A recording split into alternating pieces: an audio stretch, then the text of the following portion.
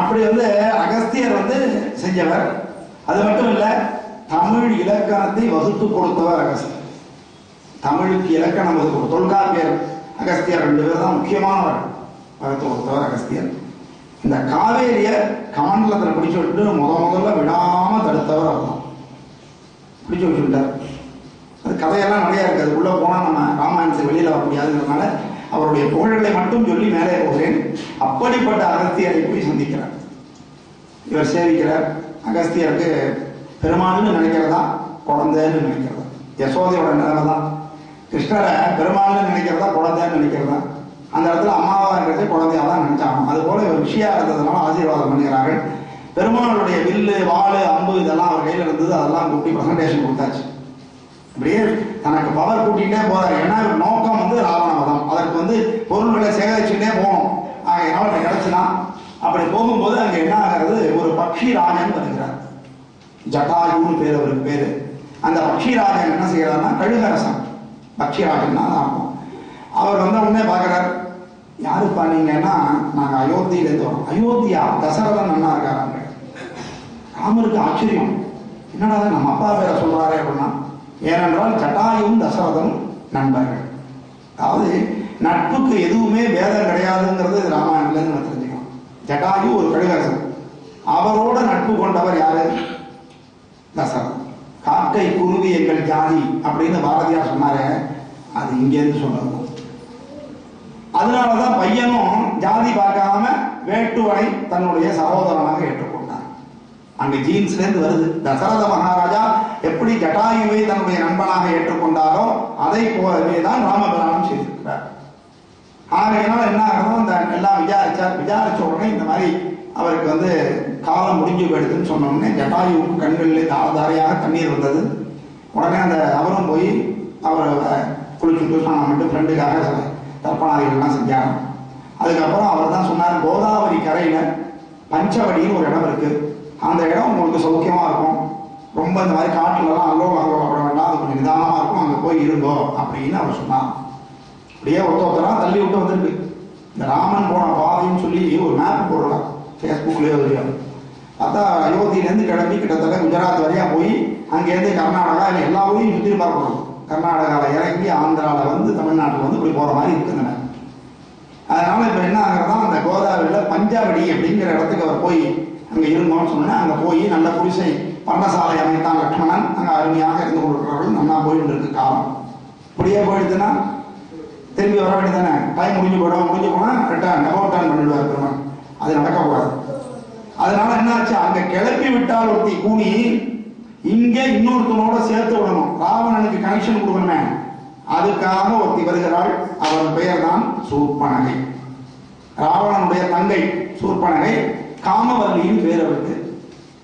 அவள் காமவல்லின்னு பார்க்கறதுக்கு அழகா இருக்குல்ல, ராட்சசிமா தான் இருக்கா. ஆனா என்ன பண்றானா, அழகான பெண் உருவம் எடுத்துக்க. ராட்சசர்களுக்கு நினைத்த உருவத்தை எடுத்துக்கொள்ள ஆற்றல் உண்டு. நம்மளுமே வந்து ஆத்துல இருக்கச்சே ஒரு மாதிரி இருக்கும், ஒரு முக்கியமான ஃபங்க்ஷனுக்கு போறச்சே வேற மாதிரி இருக்கும் இல்லையா. யார் அக்காவுக்கு வேலை தங்க வந்துட்டலான்னு கேட்குற மாதிரி நம்ம பண்ணிக்கிறோம். அது மாதிரி நம்ம ஒரு முக்கியமான ஃபங்க்ஷன் போகிறச்சே நல்லா வெள்ளை வெட்டி வெள்ளை கொண்டு வருவோம். இதை சாதாரணமாக இருக்கிறச்சே பார்த்தாக்கா வேற மாதிரி இருக்கும், அடையாளமே தெரியாத மாதிரி இருக்கும். தோட்டக்காரனான்னு கேட்பான். அது மாதிரி ராமபிரானையும் லக்ஷ்மணனையும் பார்த்த உடனே சரி ராமபிரானை கல்யாணம் பண்ணிக்கணும்ன்ற எண்ணம் அவளுக்கு வந்தது. அப்பெல்லாம் வந்து இந்த மாதிரி ரூல்ஸ் எல்லாம் கிடையாது. ஒருத்தர் தான் கல்யாணம் பண்ணிக்கணும் அப்படிங்கிறதுலாம் கிடையாது. எல்லாமே காலத்திற்கேற்ப மாறும். அதனால அது தப்பு இது தப்புன்னு நம்மளால யாரும் சொல்ல முடியாது. எந்த லோகத்துல நம்ம இருக்கோம், எந்த காலத்துல இருக்கோம், எந்த யுகத்துல இருக்கோமோ அதை பொறுத்து தான். இப்பவே பார்த்தா பொம்மாட்டி குழந்தைகள் ரொம்ப குறைஞ்சு போச்சு. எல்லா ஜாதியிலுமே கிடைக்க மாட்டேங்குது, கஷ்டமா இருக்கு. பையனுக்கு பொண்ணுக்கு வரம் பார்க்கறது ஈஸியா இருக்கு, பையனுக்கு வரம் பார்க்கறது கஷ்டமான வேலையா இருக்கணும். நிறைய பேர் அது மாதிரி. எனக்கெல்லாம் என் 2 பொண்ணுக்குமே பையன் வீட்டுல இருந்து போன் பண்ணி கேட்டு வற்புறுத்தி சீக்கிரமா கல்யாணம் பண்ணாங்க. அது மாதிரி நடந்தது. நான் சிரமமே படலை பெருமாள் புரியத்துல. அதனால இப்ப எனக்கு ஒரு பாடம், நம்ம கர்வமா இருக்கக்கூடாது. பையனை பத்துட்டோம்னாலும் நம்மளும் கேட்கணும்ன்ற தைரியம் தெரிஞ்சுட்டேன். அது எதுக்கு சொல்ல வரேன், அது மாதிரி பெண் குழந்தைகள் குறைவா இருந்ததுன்னா அப்ப வந்து எப்படி கல்யாணம் நடக்கும். அதனாலதான் குறுக்க நம்ம பண்ண தப்பு. ஒரு 20 வருஷங்களுக்கு முன்னாடி பெண் குழந்தைகளை பூரா கள்ளிப்பால் கொடுத்து நம்ம கொண்டு வந்துருக்கோம். அதனாலதான் இயற்கைக்கு விரோதமா எதுவும் செய்யக்கூடாது. பெரும்பாலும் நமக்கு என்ன கொடுக்குறாரோ அது ஆண் குழந்தை கொடுத்தா ஆண் குழந்தை, பெண் குழந்தை கொடுத்தா பெண், ரெண்டையும் சமமாக பாவிக்கணும். அப்பதான் வந்து உலகத்துல வந்து இக்கலாஜிக்கல் பேலன்ஸ் சொல்லுவார்கள். உயிரியல் சமத்துவம் இருக்கும். எது எது எப்ப படைக்கணும், எது எதை எப்ப அழிக்கணும்னு அவனுக்கு தெரியும். அந்த லெவலில் நம்ம அழிக்கப்படாது. திடீர்னு நம்ம பூந்து பண்ணாலும் கஷ்டம். இப்போ சிட்டுக்குருவி குறைஞ்சி போச்சு, புலி குறைஞ்சிட்டு வருது, இதெல்லாம் அதனால ஒரு யூஸ் இருக்கு. எதையுமே வேஸ்டா படைக்க மாட்டான். அப்புறமா நம்ம ஒரு பேனா பண்றோம்னு வச்சுக்கோங்க, ஒரு ஃபேக்டரி பேனா பண்றான், நம்ம முதல்ல என்ன சொல்றோம், 1% மேல கெடுதல் இருக்காது என் கம்பெனி இல்லாம. அவனுக்கே அவ்வளவு கான்பிடன்ஸ் இருக்கும்போது பெருமாள் படைத்த படைப்பு எதுவாவது வீணா போகுமா? அதனால எல்லா உயிரினத்தினாலையும் ஏதோ ஒரு யூஸ் இருக்கு, நமக்கு தான் தெரியாது. மனுஷனை விட மற்ற உயிர்களால யூஸ் ஜாஸ்தி தான். அப்படி வரும்போது இந்த சூர்பனகை அங்க வருகிறாள். வந்து என்ன பண்றாளா, ராமபிரானத்துல வந்து என்னை நீ திருமணம் செய்து கொள்ள வேண்டும் கேட்டார். அப்பதான் ராமன் சொல்றார், இந்த பிறவியில நான் சீதாதேவிங்கிற ஒருத்தையை தவிர யாரையும் கல்யாணம் பண்ணிக்க மாட்டேன். எனக்கு ஏற்கனவே விவாகம் ஆகிடுத்து, நான் வேறு யாரையும் ஏறெடுத்தும் பார்க்க மாட்டேன்னு அவர் சொல்றார். சொன்ன உடனே இவ விடலை, எனக்கு அதெல்லாம் தெரியாது, நீங்க கல்யாணம் பண்ணி தான் ஆகணும். மாதிரி அங்கே ஒருத்தர் இருக்கான் பாரு, நான் என் ஒய்ஃபோட வந்திருக்கேன், உள்ள ஒய்ஃபு எட்டி பார்த்துட்டா சீதை, நான் ஈஸியாக எட்டி பார்த்தா வேறு அவள் தான் என் சம்சாரம் எப்படி இருக்கு, அழகாக இருக்கா இல்லையா? அதனால அவருக்கா நீ ஒன்று நான் பார்க்க முடியாது, நீ மரியாதையாக போயிடு. அவனுக்கு தான் ஒய்ஃப் இல்லைன்னு நினச்சுட்டேன். நான் நம்மளால ஒன்றும் பண்ண முடியாட்டி அடுத்தவன் கை காட்டி விட்டுலாம் முடியும். ஒரு பெரிய விவரம் என்ன பண்ணார், ஒரு காரில் வந்திருந்தார். கிராமத்தில் ஒரு சுட்டி பையன் கல் எடுத்து நலவாரம் அடித்தான், கண்ணாடி உடஞ்சி போயிடுச்சு. இவர் இறங்கி அவனை நான் இழுப்பு எடுத்துருக்கலாம். இறங்கினார், பார்த்தார், அவனை சின்ன பையன், அவனை போய் என்ன அடிக்கிறது, அதுவும் அந்த ஊர் தெரியாத ஊர், அடிச்சோம்னா 4 வயசு சேர்ந்துட்டாருன்றது பார்த்தேன். வெரி குட்ரா, இப்படித்தான் செய்யணும் அப்படின்னு சொல்லிட்டு அவர் போயிட்டார். அடுத்தாப்புல இன்னொரு கார் வந்தது. பையனுக்கு அந்த வெரி குட் ஞாபகத்தில் இருந்தா போட்டான் கல் எடுத்து. அது ஒரு ரவுடி பையன். இறங்கி நான் மொத்தம் முட்டிட்டு போயிட்டேன். பாடம் கத்துட்டானா, இவர் அன்னைக்கு அட்வைஸ் பண்ணியிருந்தா போயா பெருசுவோம் வேலையை பார்த்துட்டு சொல்லியிருப்பார். ஆனா இனிமே அவன் கல் எடுத்து கார் அடிப்பானா? அது மாதிரி இவர் தன்னால செய்ய முடியாத ஒரு காரியத்தை என்ன பண்ணாரா, அவனுக்கான் போய் அனுப்பிச்சு விட்டார். நம்மளால ஒன்றும் பண்ண முடியாது. சாது ராமர், அவரால் ஒன்றும் பண்ண முடியாது. அவன்கிட்ட அனுப்பிச்சு விட்டார். அவன் தான் எப்படான்னு காத்துன்னு இருக்காங்க. எவன் மாட்டுவான், அவன் சங்கம் இருக்கணும்ன்றதுதான் லக்ஷ்மணனோட வேலையே. ஆகையினால அவன் என்ன பண்ணலாம், காத்துன்னு இருக்கான். துருன்னு நல்ல கத்தியை பட்டை தூக்கின்னு பாடுறான். அந்த நேரத்தில் இந்த அசடு போச்சு. எந்த நேரத்தில் யார்கிட்ட போகணும்னு இருப்பான். அவரே கடுப்புல இருக்கிறச்சு அவர்கிட்ட போய் ஒரு வேலையை கேட்டான்னா அதனாலதான் நம்ம பெருமாள்கிட்ட கேட்கறச்சே கூட திருமஞ்சம் ஆச்சுன்னா அதுக்கப்புறம் தலிகாம்சம் ஆகி தீபாராதனை ஆகி சோடசோபசாரம் ஆகி அப்புறமா வெளியில வந்து தீபாராதனையை காமிச்சு அர்ச்சனையை பண்ணி உன்னை போல உண்டாடான்னு அவனை ஸ்தோத்திரம் பண்ணி அதுக்கப்புறம் கேட்பான். அப்பதான் அவனே கொடுப்பான். அப்பனா நம்மளால நல்ல பசியில் இருக்கிறச்சே, சார் உங்ககிட்ட ஒரு உதவி வேண்டி வந்தேன்னா போயா நீ வச்சு உண்ணாச்சு, என் ஒய்ஃப் ஏற்கனவே சமைக்க லேட் பண்ணிட்டு இருக்க அப்படின்னு சொல்லுவோம். இங்கேதான் எப்போ எதை கேட்கறதுங்கிறது வேணும். இந்த இவன் பட்டை தீட்டின்னு இருக்கான், அந்த நேரத்துக்கு கரெக்டா போய் அவரே உன் அண்ணாட்ட கேட்டேன், அவர் நான் கல்யாணம் பண்ணிக்க மாட்டேன், ஒன்னா கல்யாணம் பண்ணிக்கோங்க, நீ என்ன பண்ணிக்கிறியான்னு கேட்டேன். அவனுக்கு வந்தது பாரு கோபம். எடுத்தான் பாடம் எடுத்து அறுத்தான். நேரம் மூக்கும் கட்டாச்சு, மார்க்கும் கட்டாச்சு, பிரயோகம். இதுதான் நோஸ் கட்டுங்கிறது. முதல்ல உலகத்துல நோஸ் கட் கொடுத்தது யாருன்னா லக்ஷ்மணன். வெட்டி அறிவிட்டான். அவனுக்கு வாயில பேசவே தெரியாது. லக்ஷ்மணனுக்கு வாயில பேச தெரியாது, போட்டான். அவளுக்கு கோபம் கொடுத்து பயங்கரமா. ஏன்னா மூக்கு தான் உலகத்துக்கு அழகு, முகத்துக்கு அழகு மூக்கு. மூக்கு மட்டும் இல்லைன்னா நம்ம முகத்தை கண்ணாடியில பார்க்க முடியுமான்னு நினைச்சுப்பாங்க. ஒரு உறுப்பு இல்லைன்னா தான் அவருடைய அருமை நமக்கு தெரியும். ஆகையினால என்னாச்சு, வெட்டினான். பின்னாடி இந்த மூக்குக்காக இன்னொருத்தன் சொல்ல போறான், அப்புறம் சொல்றேன். மூக்கு அறுபட்ட உடனே தன்னுடைய சுயரூபத்தை எடுத்துட்டா கிருகிருன்னு போனான். அங்க போனா என்ன ஆகுறது, வழியிலேயே இவருடைய சொந்தக்காரன்லாம் இருக்காங்க, ஒரு 1000 பேர். கரண், தூஷணன், அது போல ராட்சசர்கள் நிறைய பேர் இருந்தாங்க. அவர்கள்லாம் யுத்தத்துக்கு வந்துட்டாங்க. இவன்கிட்ட சொல்லிட்டு ஒரு நேரம் ராவணன்ட்டையும் போயிடுறா. போகும்பொழுது இங்க யுத்தம் நடக்கிறது. கரண், தூஷணன் எல்லாம் இவர் துவம்சம் பண்ணிட்டார். ஏகப்பட்ட ராட்சசர்களை இவங்க 2 பேர் மட்டும் இருந்து கொண்டு துவம்சம் பண்ணாங்க. அந்த ஏன்னா தெய்வாஸ்திரம்லாம் கிட்ட வந்துருக்கும். விஸ்வாமித்திரர் கொடுத்த தேவாஸ்திரங்கள் இருக்கு, அகஸ்தியர் கொடுத்த பெருமாளுடைய வில் இருக்கு, அஸ்திரங்கள்லாம் இருக்கு. இன்னைக்கு ஏன் எல்லாரும் அமெரிக்காவை பார்த்து பயப்படுறாங்க? அவன்கிட்டயும் ஆயுதம் தான் இருக்கு, நம்மகிட்டயும் ஆயுதம் இருந்தாலும் அவன்கிட்ட ஏகப்பட்ட ஆயுதம், பயங்கரமான ஆயுதங்கள் வச்சிருக்காங்க. அதனால பயப்பட முடியும். இதே நம்ம பக்கத்து நாடுன்னா நம்ம தைரியமா போட்டுருவோம், கவலைப்பட மாட்டோம். ஆகையினால என்ன ஆகுறதுதான் இப்படி ஆச்சு. உடனே என்ன ஆகுது, அங்க ராவணன் போறா. போய் என்ன சொல்றான்னு பாருங்க. யாருக்கிட்ட என்ன சொல்லணுமோ அதை சொல்லணும். அண்ணா நான் போனேன், ராமபிரான் என்ன கல்யாணம் பண்ணிக்கோன்னு சொன்னேன், முடியாதுன்ற. லக்ஷ்மணன் போனேன், முடியாதுன்னு மூக்க எடுத்துட்டான் அப்படின்னா ராவணன் ஏன்டி உனக்கு தான் ஏற்கனவே கல்யாணம் ஆயிடுச்சு, நீ ஏண்டி போறேன்னு. ஏற்கனவே கல்யாணம் ஆகி அவருடைய கணவனை ராவணனே கொண்டுட்டான். அது ஒரு கதை இருக்கு. அதனால ராவணனை பழிவாங்கிறதுக்காக தான் சூர்பனகை இப்படி பண்ணான்னு ஒரு கதை இருக்கு. சகுனி எப்படி கௌரவாதிகளை பழிவாங்கிறதுக்காக பண்ணாரு ஒரு கிளை கதை இருக்கோ, அது போல தன்னுடைய கணவனை ராவணனே கொண்டுட்டாங்கிற ட்ரூத் நமக்கு எப்பவுமே தெரியாது. அதனாலதான் உள்ள இருக்கிறவாட ரொம்ப ஜாக்கிரதையா இருக்கும். ஆகையால அப்படி ஒரு கதை இருக்கு. ஆனா இவன் என்ன பண்றா அப்படின்னா, நேரடியா போய் இந்த மாதிரி சொன்னா ராவணன் அலட்சியப்படுத்திடுவான். ஏன்னா சுயநலம் ஒண்ணுதான் ராவணனுக்கு. நமக்கு பாதிச்சா பார்ப்போம், அடுத்தவனை பத்தி நமக்கு என்ன கவலை. பள்ளிக்கூடத்திலே இருக்கோம், யாரோ ஒரு டீச்சரை வந்து பேரண்ட் திட்டிட்டு போனா நமக்கு ரோசம் வராது, நம்மள திட்டினா ரோசம் வரும். அவ்வளவுதானே திட்டினா என்ன, சம்பளத்துக்கு தானே இருக்காங்க, ரெண்டு திட்டு வாங்கிட்டு போறப்போ அப்படின்னு முட்டுருவோம். ஆனா நம்மளே திட்டும்போது நம்ம என்ன பண்ணுவோம், அது மாதிரி ராவணன் என்ன சொன்னா நடக்குமோ அப்படி போய் சொல்லுங்க. அந்த மாதிரிதான் பேசுவார்கள். தூண்டி விடுபவர்கள் எப்பவுமே ஒண்ணுக்கு ரெண்டா தான் பேசுவார்கள். நாம தான் சுதாரிப்பா இருக்கணும். நம்மளை பத்தி போய் நம்ம வேண்டப்பட்டவர்கிட்ட எதையாவது சொல்லுவாங்க, அவங்களாம் அவங்க நம்பிட்டு அவங்க தப்பாவே நினைச்சிட்டு இருப்பாங்க. நேரடியா கேட்டுணும். நமக்கு ரொம்ப வேண்டியவர்களை பத்தி யார் எது சொன்னாலும் சரி ஸ்ட்ரைட்டா போய் கேட்டுருங்க, ப்ராப்ளம் சால்வ் ஆகும். இல்ல அப்படி ஒரு விரோதம் தான் வந்துட்டு போகணும், பத்தி கவலை இல்லை. உண்மையாவது தெரிஞ்சு போல, நான் அப்படி சொல்லல, நான் அப்படி செய்யல அப்படின்னு நம்ம சொல்லிட்டோம்னாலே ப்ராப்ளம் சால்வ். இது வாழ்க்கைக்கு தேவையான விஷயம். என்ன பண்றான் ராவணன் போய் சொல்றான், இந்திரன் சசியை பெற்றான் 23 வதனத்தோம் தன் தந்தையும் உமையை பெற்றான் தாமரை செங்கனானும் செந்திருமகளை பெற்றான். இதோட நிறுத்தல. இந்திரன் சசியை பெற்றான். அழகான சசிங்கிற ஒய்ஃப் வந்து இந்திரனுக்கு இருக்கா. 23 வதனத்தோம் தன் தந்தையும், ஆறுமுகனுடைய தந்தையாகிய சிவபெருமான் உமையை பெற்றான். உமாதேவி அவள் அழகு. தாமரை செங்கனானும் எம்பெருமான் நீலகண்ட பெருமாள் சென் திருமகளை பெற்றார். கமலவள்ளி தாயார பெற்றார். ஆகையினால நீ என்ன தெரியுமா பெற்றாய், சீதையை பெற்றாய் நீயும், சீதையை பெறுவாய் நீயும் சொல்ற. சீதையை உனக்கு பொண்ணு பார்த்து வந்து வேண்டாம், அருமையான பொண்ணு, உனக்கு அவதான் உனக்குன்னே பிறந்திருக்கா அப்படின்னு சொல்லிட்டார். எந்த பாயிண்ட்ல அடிச்சோம்னா யாரு வீக்கா வீக். அதனாலதான் நம்முடைய பலம் பலவீனம் ரெண்டையுமே யார்ட்டையும் சொல்லக்கூடாது. நம்முடைய சொத்து எவ்வளவுன்னு யார்ட்டையும் சொல்லக்கூடாது. நம்முடைய வயசு எவ்வளவுன்னு யார்ட்டையும் சொல்லக்கூடாது. இதெல்லாம் சாஸ்திரம் சொல்றது. எல்லாருக்கிட்டையும் போய் என் லிஸ்ட் இருந்தா இதுதான் சொத்து இங்க எங்க இருக்குன்னா என்னைக்கு அவன் விரோதி ஆகணும் அன்னைக்கு இன்கம் டாக்ஸ் லெட்டர் போடுறோம். அதனாலதான் நம்முடைய பலம் பலவீனம் சொத்து ஆயுஷ் இதெல்லாம் சொல்லக்கூடாது, வெளியில சொல்லணும். கரெக்டான வயசே சொல்ல மாட்டாங்க. சில பேர் பார்த்தா யாருக்குப்பா தெரியும், எழுதியா வச்சிருக்காங்க அப்படிமா. அந்த பழசெல்லாம் பழைய கால ஆளுகளை பாருங்க, கேட்டா இந்த 100க்கு மேல ஆயிடுச்சுமாங்க. ஆயிருக்குமோ ஆயிருக்காதோ தெரியாது, உண்மையே வரவழைக்க. நம்ம தான் கரெக்டா இந்த தேதி இத்தனை மணிக்கு போகணும் எல்லார்கிட்டையும் அடிக்கிறோம் டம்மு டம்மு டம்மு. ஆகையினால என்ன, சீதையை பெற்றாய் நீயும் அப்படின்னா இவனுக்கு அப்பவே ஏறெடுத்து ரைட்.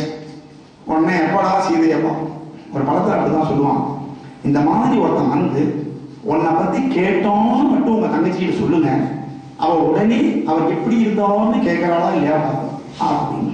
அதே மாதிரி அந்த அண்ணங்காரன் சொன்ன உடனே அவன் கேட்பான், அவர் எப்படின்னா இருந்தாங்க ஆட பாவி அப்படின்னா. அதுபோல இந்த எண்ணத்தை உருவாக்கிட்டோம். அதனாலதான் நம்ம வந்து அந்த எண்ணங்கள் ரொம்ப முக்கியம். நேற்று கூட வரும்பொழுது பார்த்தா மாரியம்மன் பக்கத்துல ஒரு பையனும் பொண்ணும் நின்று பேசிட்டு இருக்காங்க. அடிக்கடி நம்ம கொடுக்குறதுல சில முக்கியமான இடங்கள்ல இது நடந்துட்டு தான் இருக்கு. நம்மளால ஒன்றும் பண்ண முடியாது. போனோம்னா உன் வேலையை வந்துட்டு போ அப்படிமா. அந்த பொண்ணுக்கு அறிவு வேண்டாமா? அப்பா அம்மா என்ன ஆசையோட அந்த பொண்ணை வளர்த்து வெளியில் அனுப்புறாங்க. ஏன் நம்ம பொண்ணுக்கு அறிவு வேண்டாமான்னு கேட்கிறோம், பையனுக்கு அறிவு வேண்டாமா கேட்க மாட்டியா? நீ என்ன பாரபட்சமா இருக்கேன்னா, கண்ணாடி அறைக்குள்ள இருந்துட்டு நாம கல்லை எரிஞ்சாலும் வெளியில இருந்து கல்லை எரிஞ்சாலும் உடைய போறது கண்ணாடி தான். அதனாலதான் பொம்மநாட்டிக்கு நம்ம சொல்றோம் நீங்க ஜாகிரதையா இருங்க, நீங்க ஜாகிரதையா இருங்கன்னு ஏன் சொல்றோம்? ஆணுக்கு பாதிப்பு ஒண்ணும் கிடையாது, மேக்சிமம் போனா ஒரு 7 ஆண்டு ஜெயில போடுவான், அவ்வளவுதான். ஆனா பெண்ணுக்கு வாழ்க்கை பூரா அது ஒரு களங்கம். அதனாலதான் பெண்கள் ரொம்ப ஜாக்கிரதையா இருக்கணும், பெண்ணை பெற்றவர்கள் ஜாக்கிரதையா இருக்கணும், சொல்லணும், குழந்தைகளை சொல்லி வளர்க்கணும். அதுல இருந்து ஃப்ரெண்ட்லியா இருக்கணும். நீங்க வந்து வள்ளுவலன்னு விழுந்தீங்கன்னா உண்மைகளை மறைச்சுக்கணும். இன்னைக்கு கூட ஒருத்தருக்கு அந்த அட்வைஸ் தான் நான் சொன்னேன். அதனால சீதையை பெற்றாய் நீயும் அப்படின்னு அவனுக்கு அந்த எண்ணம் வந்துருதான், நாம எப்படியாவது அந்த சீதையை தூக்கி வந்துடணும்னு முடிவு பண்ணோம்.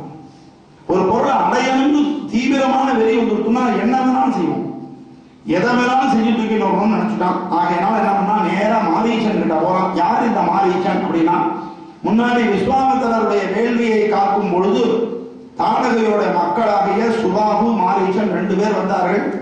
சுபாகுவை அந்த இடத்திலேயே வதம் பண்ணார் என்பெருமான். மாரீச்சனை தப்பிச்சு போக விட்டார்னு சொன்னார். நெருப்புல பாக்கி வைக்கக்கூடாது, பகையில பாக்கி வைக்கக்கூடாது. வச்சா அது நிச்சயமா நமக்கு ஆபத்தா தான் முடியும்.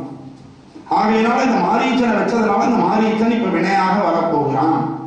இது ஒரு தாற்பயம். அன்னைக்கே சொன்னோம், இதே மாரீச்சன் ராவணன்ட்ட போய் ராமனுடைய பெருமையை சொல்லணுங்கிறதுக்காக எம்பெருமான் விட்டார். அப்படியாவது ராவணன் திருந்தட்டும், வம்புக்கு வராம இருக்கட்டும்னு நினைச்சார் அப்படின்னு நம்ம சொல்றோம். ஆகையால் அந்த மாரீச்சன் கிட்ட ராவணன் போறானா, போய் ரொம்ப மரியாதை, இது வரைக்கும் டே மாரீச்சான் தான் கூப்பிட்டு தான், இப்ப மாமா மாரீச்சான் கூப்பிட்டான். காரியானா அந்த மாதிரி கூப்பிடுவாரு. கூப்பிட்ட உடனே அவன் என்ன சொன்னான், வாங்க அரசே வாங்க, நான் இப்ப அரசா வரல, உன் மருமகனா வந்திருக்கேன், இப்போதைக்கு நீ எனக்கு ஒரு காரியம் பண்ணணும். என்ன ரொம்ப சந்தோஷம், இவ்வளவு தூரம் இறங்கி வந்திருக்காரு, ராவணனே நேரில் வந்திருக்காருன்னா எவ்வளவு பெரிய விஷயம், கூப்பிட்டு அனுப்பிச்சு சொல்றாரு, நேரில் வந்தா அப்படி இருக்கும். ஏன் சார் நீங்க வர அப்படின்னு கேட்பாங்க. அது மாதிரி வந்த உடனே இவர் எழுந்து நின்று என்ன செய்யணும் அப்படின்னா, இந்த இதுல பஞ்சாவடியில ஒருத்தர் ராமன் வந்திருக்கான், அவனோட சீதைன்னு வந்திருக்கலாம், இவரெல்லாம் அங்க இருக்காங்க, அவங்க முன்னாடி நீ போய் ஏதோ ஒரு ஆட்டம் காட்டி எப்படியாவது அந்த ராமனையும் அவன் தம்பி லக்ஷ்மணனையும் அங்கேயிருந்து நகர்த்தி கூட்டிட்டு போயிடணும். ஏன் இவனுக்கு இப்படி தோணிதுன்னு தெரியல. இவன் பெரிய வீரன், நேரில் போய் ஒரு யுத்தம் பண்ணி கூட பிடிச்சு நிறுத்தலாம். ஆனா அப்போலேருந்தே அவன்கிட்ட பயம் இருக்கு. அது என்னடா காரணம் அப்படின்னா, ஒரு காரணம் தப்பித்தவரி நேரில் போய் தோத்துட்டோம்னு சொன்னார், அந்த பொருள் நமக்கு கிடைக்காது. ஆக அந்த பொருள் வேணும்னா எப்படியாவது அடையணும் அப்படிங்கிறது ஒரு எண்ணம். கீழான விஷயம் ஆசை வரும் பொழுது இப்படித்தான் தோணும். அதே மாதிரி தப்பு செய்யறவனுக்கு பெருமாண்ட பயம் வரத்தான் சார் செய்யணும். இவன் செய்ய போறது தப்பு, அடுத்தவன் முன்னாடி தூக்கிட்டு வரணும்னு நினைக்கிறான், அப்போ தப்பு. அதனால அவன் உள்ளம் ஆடுகிறது, நடுங்குகிறது, நேரடியா போக தைரியம். அதுதான் காரணம். கோழையை போல போய் பார்க்க போறான். இப்போ எவ்வளவு பெரிய வீரன், தேவர்களை அடக்கியவன், மும்மூர்த்திகளால் ஜெயிக்க முடியாதவன், கோள்களை எல்லாம் தன் காலடியிலே போட்டு வைத்திருக்கிறவன், இமயமலையை தூக்கினவன், எவ்வளவு பெருமைக்குரியவன், பெரிய சிவபக்தன், இசை மேதை, வேதங்களை கரைத்து குடித்தவன், இவ்வளவு விஷயம் இருக்கு. ராவணன் சும்மா சாதாரண அல்ப சொல்ப கிடையாது. ராவணன் தேர்ட் ரேட்டட் ரவுடி கிடையாது. ராவணன் ஞாபகம் வச்சுக்கணும். கிரேட் ராவணா த கிரேட், சந்தேகமே கிடையாது. அவன் அப்படி செய்ய போறான். உடனே சொன்னானா, போய் நீ எதையாவது பண்ணு அப்படின்னா, நீ ஏற்கனவே யாருக்கிட்ட அடி வாங்கிட்டு வந்தோம் அவன் தான் இந்த வனத்திலேயே உடைச்சான் அப்படின்னு ஒரு படத்துல சொல்லுவான். அது மாதிரி ராமன் கிட்ட தான் அடி வாங்கிட்டு உயிர் பொழைச்சா போறோம்னு ஓடி வந்திருக்கான். அவனை திருப்பி அதே ராமன் போனா எப்படி இருக்கும்? அவன் சொன்னானா, அங்க போனா நிச்சயமா தப்பிச்சு வர முடியாது அப்படின்னா, டேய் நீ போறியா இல்ல நான் ஒன்ன கொல்லட்டமான்னு கேட்கறான். இப்ப தெரிஞ்சு போச்சு, எப்படி இருந்தாலும் சாக போறோம். அது போய் போய் இந்த பாவி கையால இறந்து போறதுக்கு பதிலா ராமபிரான் கையால இறந்து போனா நமக்கு மோட்சமான கிடைக்குமே. குட்டுப்பட்டாலும் மோதிர கையால் குட்டுப்பட வேண்டும் அப்படின்னு சொல்லுவோம் இல்லையா? யாரால நமக்கு ஒரு அறையறான்னா கூட ஒரு நல்லவன் அடைஞ்சா தப்பு கிடையாது. ஒரு கேடு கட்ட வேண்டிய அறவாங்கிறத விட தான் ஒருத்தர் என்ன பண்ண, மனைவியால உனக்கு அவமானம் ஏற்படும் அப்படின்னு ஒருத்தருக்கு ஒரு விதி இருந்தான். ஜாதகத்துல ஒரு சொல்லிட்டான். இவன் பயந்துட்டே இருந்தான். அப்புறம் பெருமாளை போய் வேண்டினான், ஐயோ மனைவியால அவமானம்னு சொல்றானே, எல்லாருக்கும் நிறைய ஏதாவது அவமானம் ஏற்படுற போதேன்னு நினைச்சுக்கலாம். நைஸா உள்ள கதவை சாத்தின்னு 4 எழுப்பு விழுத்தான். சரியா போச்சு. ஆக ஜாதகமும் பழிச்சுது, பெருமாள்கிட்ட வேண்டினதும் பழிச்சுது. அது மாதிரி நமக்கு எது நடக்கணுமோ அது நடக்க போகுது, அதுல சந்தேகம் கிடையாது. எப்படியும் இறந்து போக போகிறோம். போயும் போயும் இந்த அல்ப பய கெட்டவன்ட்ட அழிந்து போவதை விட இவன்ட்ட அழிஞ்சா என்ன கிடைக்கும்? நரகத்துக்கு தான் முடியும். அதுக்கு வேற எம்பெருமான வில்லிலை பட்டு அடிபட்டால் நான் மோட்சத்திற்காக நம்ம போவேன், அவன் கொடுத்து வச்சிருக்குன்னு முடிவு பண்ணோம். அது மாதிரிதான் இப்படி பல பேர் அப்படிதான் தீவிரவாத இயக்கத்துல சேர்றவங்க ஒரு ஃபோர்ஸ்னாலதான் அதை செய்யறாங்க. அதை செய்யலைன்னா அவன் காலி பண்ணிடுவான், செஞ்சாலும் காலியாகும். இதுதான் அவனுடைய நிலை. தெரியாம போய் சேர்ந்துட்டு புலிவால் பிடிச்ச கதை பிடிச்சாச்சுன்னா இந்த பாம்பு என்ன பண்ணும், குரங்கு சமயம் பாம்பை பிடிச்சிடும், விட்டா பாம்பு கொத்திடும். இதை விடாம விடாது, கீச்சு கீச்சுன்னு கத்திட்டே இருக்கும். ஏதோ ஒண்ணு கடைசியில போய் சேரும். இப்படிதான் முடியும். அது மாதிரி நிலைமை. அதனால என்ன பண்ணாலும் மாரிகன் சரின்னு ஒத்துண்டான், கிளம்பினான். என்ன பண்ண போறான்னா, மாயமானாக போகிறான். தங்கம் மாதிரி சொலிக்கிறது அந்த மான். அந்த கலர்ல மானே பார்த்தது கிடையாது. அப்படி போனான். போய் அந்த சீதைக்கு முன்னாடி துள்ளி குதிக்கிறான். சீதைக்கு எப்பவுமே இந்த மாதிரி ஒரு மான், புறா இந்த மாதிரி விஷயங்கள்ல ரொம்ப ஈடுபாடு உண்டு. அவன் இளவரசியா இருந்தவோ, சாஃப்டான ஒரு எண்ணம் உள்ளவோ, அதனால இந்த மாதிரி விஷயங்கள் அவளுக்கு பிடிச்சிருந்தது. இதுவரைக்கும் பெருமாள்கிட்ட கேட்காத அவள் கேட்கிறானா, எனக்கு அந்த மான். எப்பவும் அடிக்கடி கேட்கிறவாளே கேட்டாலே நம்ம வெட்டிங் டே அது இதுன்னு சொல்லி ஏதோ ஒரு காரணம் வச்சு ஏதோ வாங்கி கொடுத்துன்னு தான் இருக்கும். வேற வெடி கிடையாது. கேட்டார், வெட்டிங் டேக்கு உங்க வீட்டுக்காரர் என்ன வாங்கி கொடுத்தார்? அதே திருப்பி அவள்கிட்ட கேட்கறதே கிடையாது. வெட்டிங் டேக்கு நீ உன் புருஷனுக்கு என்ன வாங்கி கொடுத்தன்னு யாரையும் கேட்கறது கிடையாது. சம்பாதிக்கிறவளை, நான் சம்பாதிக்காதவளை நம்ம சொல்ல முடியாது, திருப்பி நம்ம பரிசு தான் காலியாகும். சம்பாதிக்கிறவளை கூட நம்ம கேட்கறது இல்லை. ஏன்னா வெட்டிங் டேங்கிறது லேடிஸ் முடியாது. கிருஷ்ணருக்கு வெட்டிங் டே சொல்ல முடியுமா? ஆனால் ருக்மணிக்கு சொல்ல முடியும், ராமாவுக்கு சொல்ல முடியும். ஏன்னா அவருக்கு 7-8 மனைவிகள். அதனால வெட்டிங் டே லேடிஸுக்கு தான் ஸ்பெஷல். அதனால தான் சீதா கல்யாணம்னு சொல்லுவோம், ருக்மணி கல்யாணம்னு சொல்லுவோம். ஒன்னே ஒன்று சீனிவாச கல்யாணம்னு ஒன்று இருக்கு. ஏன்னா அவர் அலைஞ்சு கல்யாணம் பண்ணிட்டார், அதனால சீனிவாச கல்யாணம். நான் எல்லாமே பெண்களை வச்சுதான் கல்யாணம் சொல்றது வழக்கம். அப்படி இருந்தது. உடனே லக்ஷ்மணன் சொல்றான், அண்ணா இது மாதிரி ஒரு மாயமானை நான் பார்த்ததில்லை, இது உலகத்துல இந்த மாதிரி கிடையாது, மான் இந்த மாதிரி நம்ம இருக்கவே இருக்காது, இது ஏதோ சூக்ஷ்மம் இருக்கு, நீங்க எச்சரிக்கையா இருக்கோ, இது வேண்டாம், பின்னாடி போகாதீங்கன்னு சொல்லும் போது ராமன் சொல்லுற, இல்லாதது இல்லை இளங்குமரா, கற்றது கைமண் அளவு, கல்லாதது உலகளவு. உலகத்துல இது இருக்கு இல்லைன்னு உன்னால எப்படி சொல்ல முடியும்? எல்லாம் கரைச்சு கொடுத்துட்டியா, எல்லாத்தையும் பார்த்துட்டியா நீ? இந்த லோகத்துல மாயமான இல்லைன்னா இன்னொரு லோகத்துல இருக்கலாம், அங்கே இருந்து வந்திருக்கலாம். இன்னைக்கு கூட சில பேர் என்ன சொல்றாங்கன்னா, வேற்று கிரகவாசிகள் வந்துட்டு போறாங்கன்னு ஒரு வதந்தி கிளம்பிட்டு இருக்கும். அது உண்மையா வதந்தியாங்கிறது போக போக தான் தெரியும். வேற்று கிரகவாசிகள் வராங்க அப்படின்னு ஒரு கருத்து வந்துட்டு இருக்கு. பார்த்தா தெரியும், ஒருவேளை இருக்கலாம். நம்ம முன்னாடி காலத்துல சொல்லுவார்கள், கந்தர்வர்கள் வந்து குளிச்சுட்டு போவா, தேவர்கள் வருவா. அதனாலதான் நதியில ரொம்ப காலத்தால போய் 3 மணி அந்த நேரத்துல, அகால நேரத்துல எல்லாம் நதியில போய் குளிக்க கூடாதுன்னு சொல்லுவாங்க. சேஃப்டி ஒரு பக்கம், ரெண்டாவது இந்த மாதிரி தேவதைகள்லாம் அங்க குளிச்சுட்டு இருப்பாங்க. அதனால அந்த மாதிரி நேரத்துல போகக்கூடாது, ஒரு 5 மணிக்கு மேலதான் போகணும் அப்படின்னு ஒரு கணக்கு வச்சிருக்காங்க. அப்படி இருக்கும்பொழுது என்ன ஆகிறதான், இல்லாதது இல்லை இளங்குமரான்னு சொல்லி ஒரு அடைக்கப்படுறார். அடைக்கிட்டு பின்னாடி ஓட ஆரம்பிச்சாங்க. இது நாள் வரைக்கும் எம்பெருமான் போகக்கூடிய, நாளைக்கு எந்த பக்கம் போகணும்னு அவர் பிளான் பண்றாரோ அந்த இடத்துல இத்தனை தூரம் பிரயாணம்னா அத்தனை தூரத்துக்கு போய் இவன் பாதையை சீர் பண்ணி முள் இல்லாம பண்ணி, ஏன்னா திருவடிகளை வாங்கிட்டு போயிட்டான் வரதன். அதனால எல்லாத்தையும் சீர் பண்ணி ஒரு முள்ளு கூட பெருமாளை குத்தப்படாதுன்னு சொல்லி சீர் பண்ணிட்டு இவர் ரெடியா இருப்பாராம். அடுத்த நாள் அந்த பாதை எப்படி பிஏ முதல்லயே அந்த ரூட்லாம் போய் எல்லாத்தையும் பேசிட்டு, நான் வருவார், இங்க நீ சாப்பாடு பண்ணிவே, இங்க டிஃபனை பண்ணிவே, இங்க மீட்டிங்கை போடுவோம்னு எப்படி பேசிட்டு வருவானோ அது போல லக்ஷ்மணன் முதல்ல போடுவானோ. அவன் பாதை அமைக்க முடியாமல் கட்டப்பட்டது இந்த ஒரு தடவை தான். ஏன்னா இது எதிர்பாராமல் நடந்த ப்ரோக்ராம், திடீர்னு நுழைக்கப்பட்ட ப்ரோக்ராம். அது மட்டும் இல்ல, ராமர் எங்க ஓடுவாரும் தெரியாது, மான் ஓடுற பக்கம் தான் இவர் ஓடுறார். அவன் எப்படி பாதையை சீர் பண்ண முடியும்? அதனால இந்த ஒரு இடத்துல தான் அவனை பண்ண முடியல. ரெண்டாவது, அவனுக்கு சொல்லிட்டு போயிட்டார் பெருமாள், நீ இங்க நில்லு, உங்க மண்ணிக்கு நீ காவலான்னு இருக்கணும். லக்ஷ்மணனை போய் பிடிச்சுட்டு வரான்னு சொல்லியிருக்கலாம். அது கௌரவம். ஒய்ஃபு நம்ம கிட்ட தானே கேட்டிருக்காங்க, நம்ம என்ன போகணும். என் தங்க பொங்கலுக்கு அதெல்லாம் பணம் அனுப்புறதுக்கு அனுப்புவேன். முன்னாடியெல்லாம் அனுப்புவேன், வெறும் மணியாரம் அனுப்பிச்சுட்டு நான் சொல்லுவேன், நான் நீ மணியாரம் மட்டும் அனுப்பிச்சா போகாது, அதில் உன் கைப்பட 2 வரி எழுதணும். பணம் பெருசு இல்லை, உன் கைப்பட நீ எழுதணும், அந்த எழுத்தை நான் பார்க்கணும். பொங்கலுக்கோ கார்த்திகைக்கோ அக்கா தங்கைகளுக்கு நம்ம சீர் கொடுக்கணும், எத்தனை வருஷம் ஆனாலும் கொடுக்கணும். முதல் சீரை கொடுத்துட்டு அதுக்கப்புறம் நீ யாரும் நான் யாரும் இருக்கக்கூடாது. ஒவ்வொரு தடவையும் பொங்கலுக்கு முன்னாடியும் கார்த்திகைக்கு முன்னாடியும் நம்ம சீர் அனுப்பணும், அவர்கள் நமக்காக பிரார்த்தனை. இதுதான், அதுதான் ரக்ஷாபந்தன் மாதிரி தான். நம்ம இதெல்லாம் ரக்ஷாபந்தன் தான். ரக்ஷாபந்தன் வெறும் கையில கட்டி என்ன போகணும், அது கேவலமா சொல்லலாம், அது முக்கியமான விஷயம் தான்.